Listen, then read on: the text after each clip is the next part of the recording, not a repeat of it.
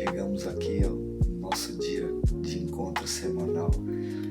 Em primeiro lugar, mais uma vez eu queria agradecer o apoio que todo mundo tem me dado aqui nesses primeiros vídeos, nesses primeiros dias.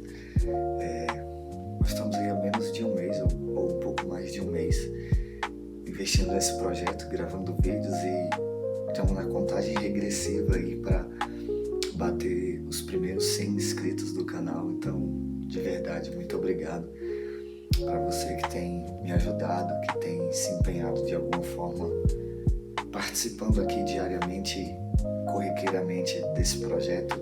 Fica aqui meu agradecimento sincero e que Deus te abençoe. Eu espero que de alguma forma o conteúdo que está sendo explanado aqui esteja te ajudando e te abençoando. E sem mais demoras, hoje nós vamos falar sobre os segundos passos, né? Depois que a gente dá nosso primeiro passo ali, de entrar na presença do Senhor e escutar a chamada dele, entendendo em que fase nós estamos, se na fase da renúncia, na fase da restauração, na fase da capacitação, o que vem depois. E eu vou dividir esse vídeo em 3 partes, para não ficar muito longo, porque aqui agora a gente vai ser um pouco mais detalhista nas informações e talvez isso torne o vídeo longo demais, então eu vou tentar fazer isso em blocos para que a gente faça num tempo um pouco menor e seja mais fácil para vocês assimilarem as informações. E eu queria falar sobre os próximos passos de quem está na fase da restauração. Eu acredito que, independente de em que ordem isso aconteça, talvez a fase da restauração ela seja a mais delicada para todo mundo, porque ela parte de um ponto onde inevitavelmente nós vamos precisar tratar dores. E quando a gente fala das nossas dores pessoais, eu acredito que isso deixa o assunto um pouco delicado, né? E quando nós partilhamos essas informações do que eu já precisei ser restaurado em Deus, talvez você entenda que aquele homem de Deus mais ungido e usado pelo Senhor que você conhece, ele também já teve o momento dele onde o Senhor precisou falar com ele coisas específicas para que ele fosse restaurado. E eu queria começar citando para vocês aqui Isaías capítulo 6, fazendo conexão com todos os vídeos que a gente já gravou aqui, o conteúdo que você já ouviu, onde, entendendo que o primeiro passo do seu chamado é estar na presença do Senhor, a gente vê em Isaías 6, aquele texto clássico, do profeta dizendo, no ano que morreu o rei Uzias, eu vi o Senhor assentado no seu alto e sublime trono, as orlas das suas vestes enchiam o templo, e eu disse, ai de mim que vou perecendo, porque sou um homem de lábios impuros. Quando a gente vai para o Novo Testamento, e a gente vê, por exemplo, Jesus entrando na casa de Zaqueu, ele fica ali um tempo com aquele homem, conversando com ele, tem uma refeição com ele, um tempo, e quando Jesus está se despedindo então da casa de Zaqueu, Zaqueu faz a seguinte afirmativa, ele diz, Senhor, se eu tenho defraudado alguém em algo, eu vou restituir até 4 vezes mais. E Jesus diz assim para ele, hoje entrou salvação nessa casa. E depois que Isaías reconhece a impureza dos seus lábios, o texto vai dizer que um anjo pega a brasa viva e toca para que haja purificação. Então você vê que aqui a restauração desses homens está acontecendo, Mas de onde vem essa consciência da necessidade de ser restaurado? É da presença de Deus. Aí você vê que quando Isaías ele tem consciência de quem ele é porque ele viu diante dele alguém onde ele fez uma comparação, ele diz assim, eu não sou tão santo quanto o Senhor que está se apresentando para mim nessa visão. Quando Zaqueu se depara com aquela realidade, ele diz assim, eu não sou tão justo quanto Jesus que está entrando aqui na minha casa.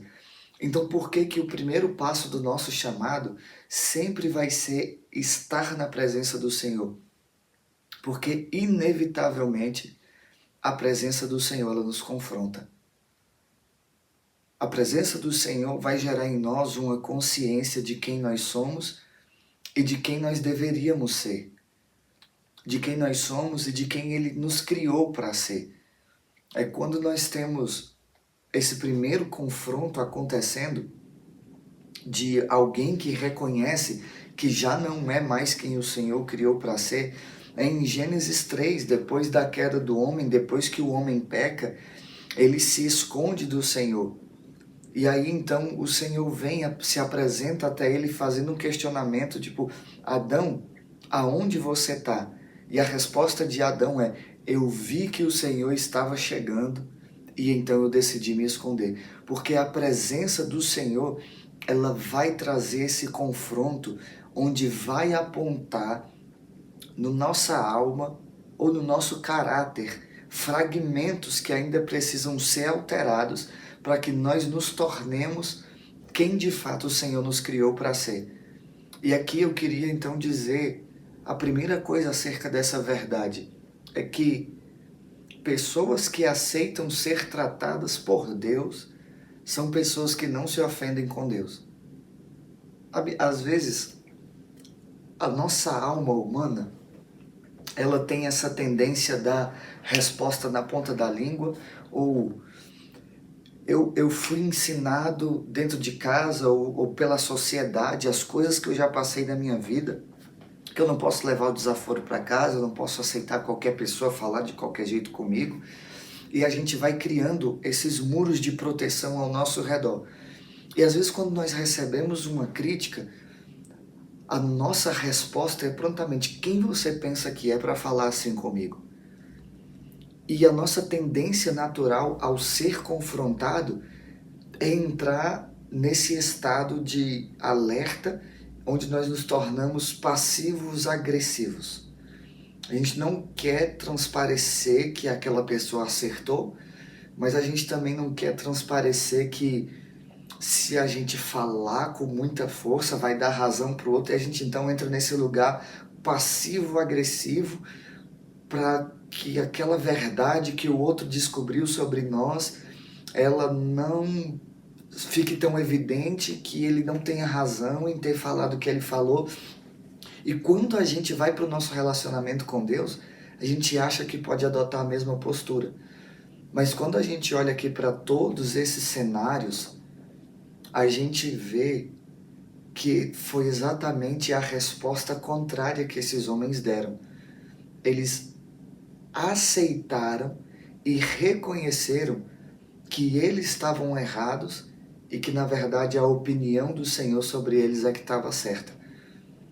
Ainda que essa opinião fosse, você não é tão santo assim e você não é tão justo assim, né? Falando aqui do caso de Isaías e do caso de Zaqueu especificamente. E nós temos então aqui o cenário ideal para que o Senhor trabalhe.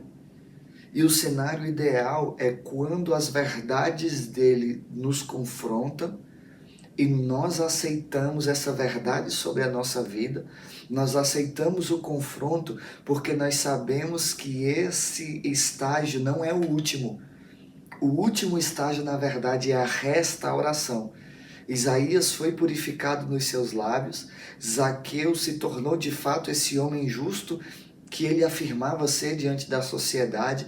Então nós vemos aqui um cenário se instalando na vida desses homens, é que agora de fato eles podem ser reconhecidos como alguém que teve um encontro com Deus. E aqui é a segunda verdade que eu queria te dizer. Presta atenção sobre as áreas que o Senhor está te falando, porque é muito possível que aquilo que talvez você pense ser a sua maior vergonha, talvez seja o detalhe que está faltando, o último estágio, o último detalhe que está faltando para as pessoas ao seu redor começarem a reconhecer que você teve um encontro com Deus. Sabe, se o Senhor está te falando sobre isso, não retenha. Aceite o confronto, abra o seu coração para isso, porque depois que você passa pelo estágio da purificação e da restauração, as pessoas ao seu redor começam a reconhecer que existe algo diferente em você.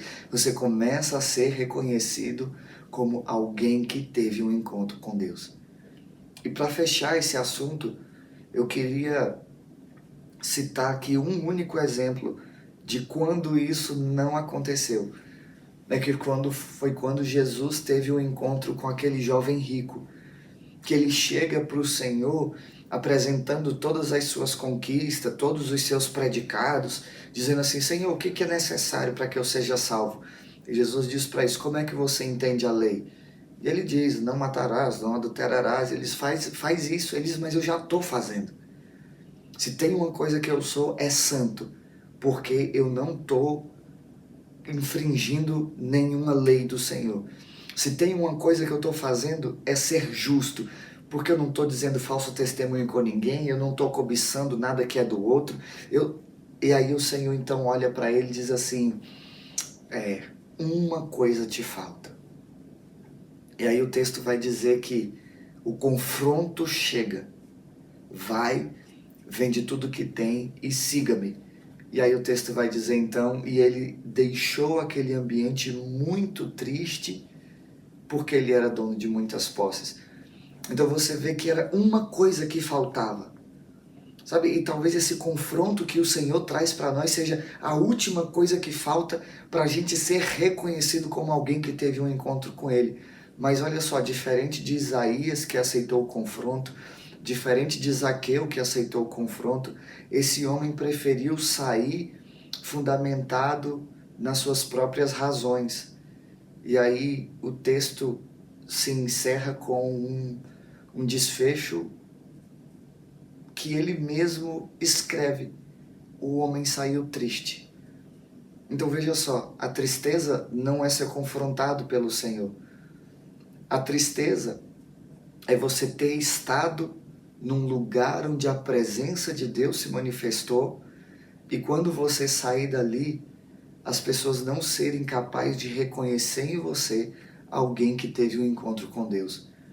E talvez essa diferença ela passe exatamente nesse detalhe, daqueles que na presença do Senhor aceitaram ser confrontados por aquela presença santa e justa.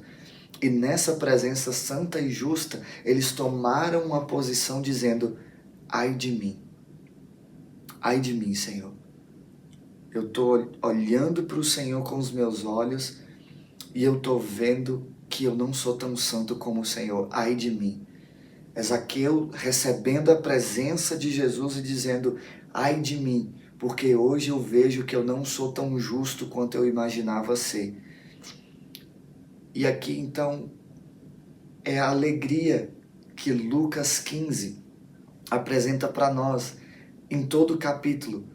Terminando cada uma das suas parábolas, Jesus diz que aquelas pessoas que são citadas ali terminam a sua história fazendo uma grande festa. E ele vai dizer o porquê. Ele vai dizer: é porque há festa no céu quando um pecador se arrepende.